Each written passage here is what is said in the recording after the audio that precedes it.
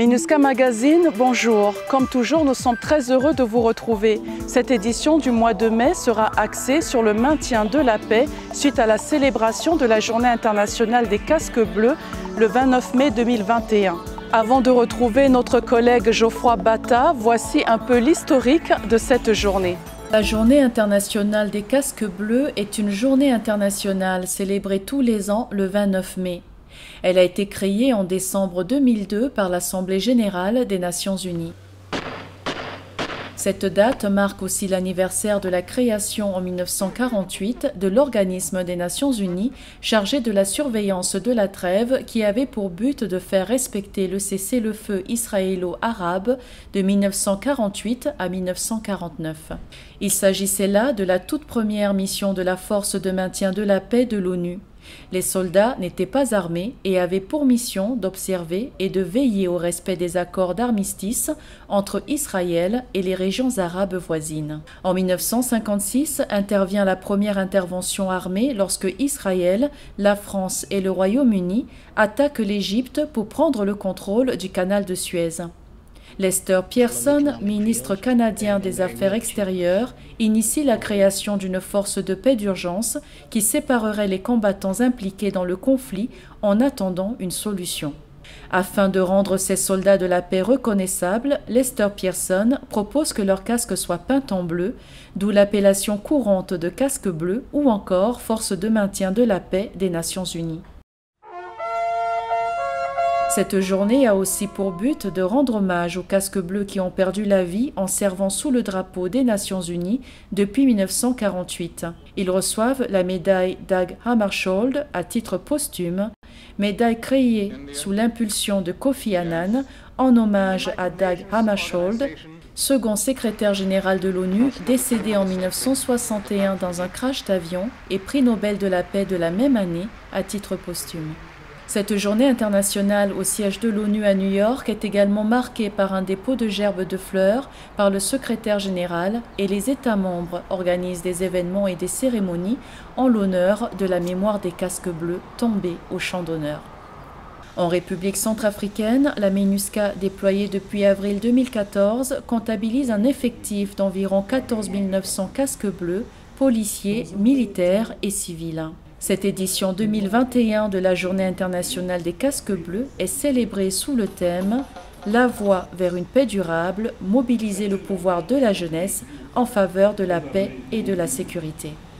Outre nos frères et sœurs centrafricains, la MINUSCA a particulièrement, au sein de la police et de la force, des jeunes casques bleus accomplissant des activités qui leur sont confiées, y compris dans le domaine de la protection des populations civiles.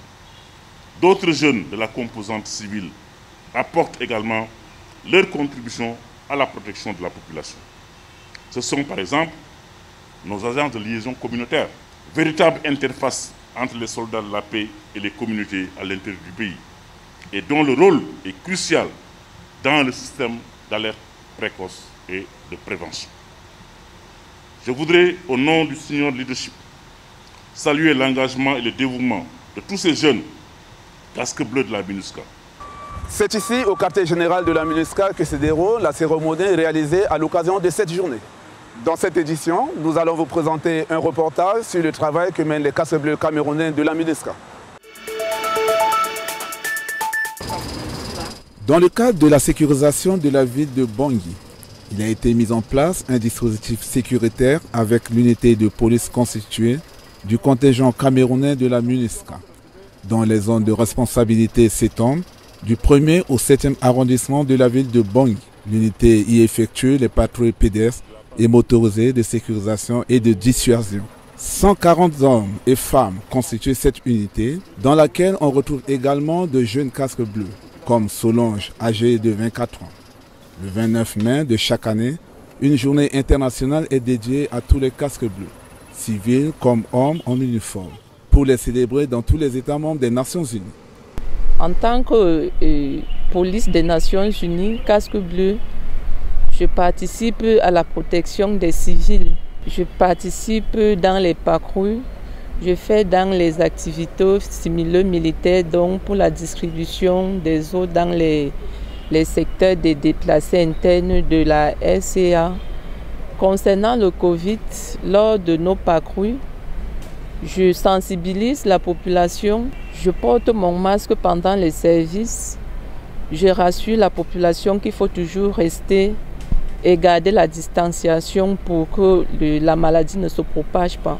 Dans mon travail, j'aime faire les parcours et l'activité similo-militaire parce que ça me permet d'être en contact avec la population et de les parler, de les rassurer que comme nous sommes là, ils ne doivent pas avoir peur de quelque chose.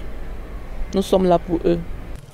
Ici à Ouangou, dans le 7e arrondissement, plus précisément au port Sao, un point stratégique pour les échanges commerciaux avec la République démocratique du Congo, le contingent camerounais mène régulièrement des patrouilles et échange avec les populations pour recueillir leurs préoccupations en matière de sécurité. On a eu la chance de rencontrer plusieurs fois la patrouille de nos frères MINUSCA. Toutefois, ils viennent chez nous pour demander des difficultés que nous connaissons ici au niveau du port et des difficultés que nous traversons quand nous remontons vers Amon pour acheter des marchandises. Nous avons vu qu'avec la force des Nations Unies, nous sommes un peu en sécurité. Si tu as des problèmes, tu viens de leur part, ils vont te secourir. Les Nations Unies ne possèdent pas leur propre force militaire, mais sont tributaires des éléments fournis par les États membres. Les hommes en uniforme composant les casques bleus des Nations Unies sont avant tout des éléments issus des forces de sécurité intérieure d'un pays membre détaché auprès de l'institution pour une période d'1 an sur le terrain. Actuellement, plusieurs dizaines de milliers de jeunes casques bleus sont engagés sur le terrain à travers le monde. Ils sont âgés de 18 à 29 ans. La MINUSCA, c'est 1478 civils dans 566 centrafricains. Nous sommes partis à la rencontre de Merveille Mada Yadoro, journaliste productrice à Guira FM. Elle nous parle de son expérience au sein de la MINUSCA.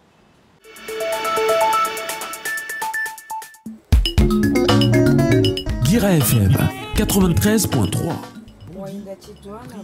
Je réalise des reportages qui sont diffusés dans les journaux de Radio Guira FM. Et hormis cela, j'anime des émissions avec les jeunes.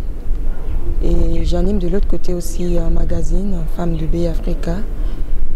Le magazine Femmes de Bay Africa met en valeur beaucoup plus la contribution socio-économique de la femme centrafricaine.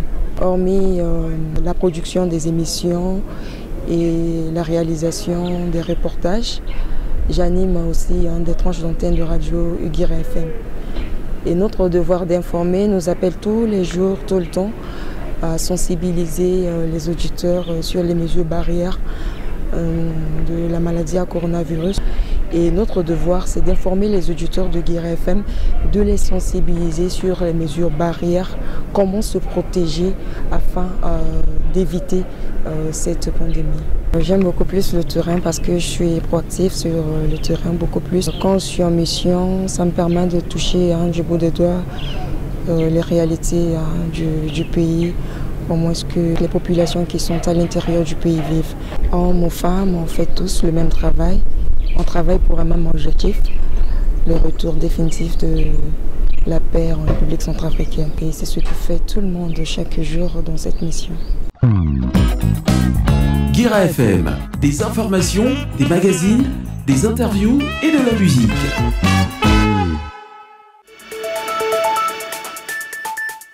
Merci à toute l'équipe pour la réalisation de ces reportages. Il est l'heure à présent de suivre l'actualité qui a marqué le mois de mai.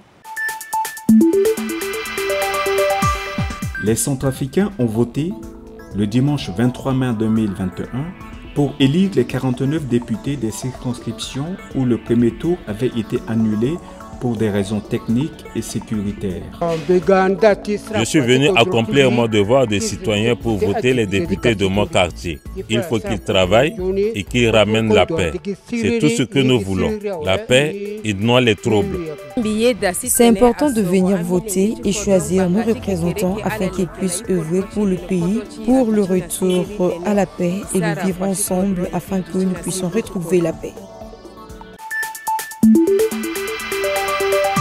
Suite au lancement officiel de la campagne de vaccination le lundi 19 avril 2021, le personnel en uniforme, policiers et militaires, ont bénéficié des premières doses de vaccins contre la Covid-19. Dans le cadre de leur activité quotidienne, elles sont les premières personnes en contact avec la population centrafricaine. Se protéger pour mieux protéger la population a été le mot d'ordre de cette campagne de vaccination pour le personnel des Nations Unies.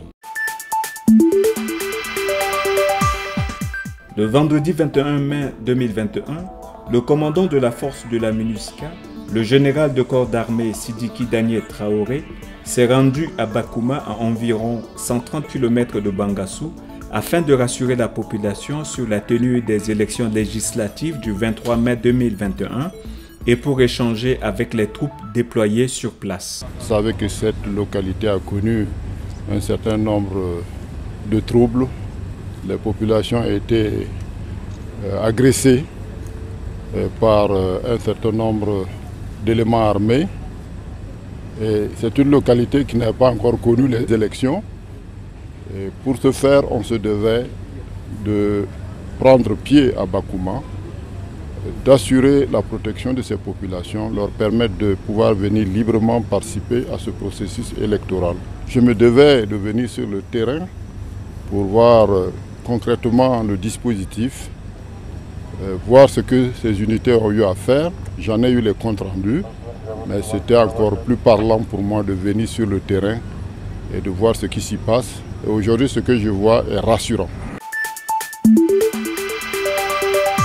MINUSCA Magazine, cette édition du mois de mai touche à sa fin. Merci de votre fidélité. Nous serons très heureux de vous retrouver de nouveau le mois prochain.